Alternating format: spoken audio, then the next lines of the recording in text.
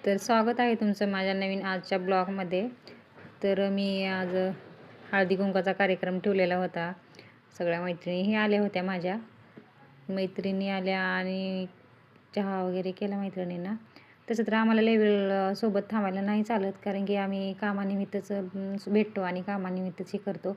कारण जास्त वेळ एकमेकीसोबत राहायला नाही जमत.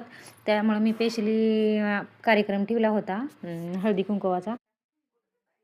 सगळ्या मैत्रिणी पण आल्या होत्या आणि सगळ्यांनी खूप रील्स काढल्या, फोटो काढले. बऱ्याच जणी आलेल्या पण नव्हत्या. पण त्यानंतर येऊ लागल्या एक हळू-हळू नाही का.